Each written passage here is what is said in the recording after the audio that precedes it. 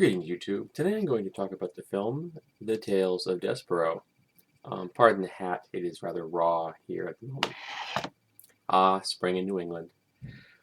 Last night my wife and I watched this film for the first time. I had actually wanted to see it when it was in the theater, years ago, but I didn't get a chance to. And I had been impressed by the animation at that time, and let me say it right up front that it is a wonderful piece of animation. There's a depth and texture to the animation that I really enjoyed. Uh, Even though it's not realistic, it had a consistent look throughout the film, and it very much gave me the impression I was looking at one cohesive world, and I really appreciated that. Also, because of the depth of that texture, you couldn't tell what objects in the film were background and which objects were going to be interacted with by the character. It seemed like a real place, and I like that. So this is the story, at least eventually the story, of Despereaux, a very brave little mouse. And I say little mouse, I mean little mouse. Even though he is a mouse, he is even small for a mouse. But he has a great heart and pretty much not scared of anything, which is a good trait in a hero.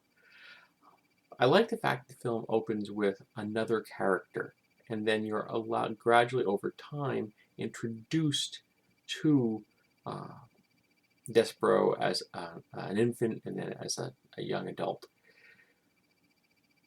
Now, you can take this film just on the surface. You could show this film to children without any difficulty in my mind, and they're going to enjoy it. Little kids are just going to think it's neat because it is neat.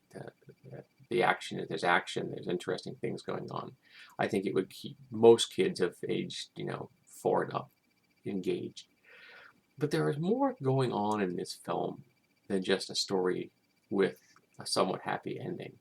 There actually is a slightly dark element near the opening of the film, which I was actually surprised at. I was like, this film is actually willing to go to a slightly more realistic place. It isn't quite as fairy tale as I thought it might be. But you also have things, there's stuff going on here about class. You've got humans, and you have mice, and you have rats, and they're very stratified. You have the class structure of the humans themselves, the king and the princess and the servants and the farmers that supply everything. You have the structure of those in charge and those that follow. If it's just like a chef and his coven of assistants, or the people again, pig farmers, who's in charge and who slops the hogs.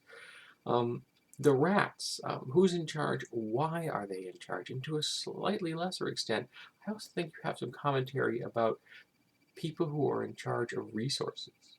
Who is the supplier of resources, and what kind of control does that give to the person that's in charge of the resources? I'm discussing one of the rats who's in charge of the food supply. And I found that power structure level of this film quite interesting. It didn't interfere at all with the film. I didn't think it wasn't, oh, here's this political commentary. It wasn't that in the least, but it was present, and I found it interesting. Overall, I thoroughly enjoyed this. I could see myself watching this film again. And the voice acting is excellent. And with the voice acting, a quick rundown of who does some of the voice acting here. Matthew Broderick, Dustin Hoffman, Emma Watson, Tracy Ullman, Kevin Kline, William H. Macy. There are just... Sigourney Weaver does the narration of the film. And it's just a lot of fun. I had a good time, and everybody was very good with their roles. And I highly recommend this film to anyone that enjoys good animation and a fairy tale that, has a bit more depth.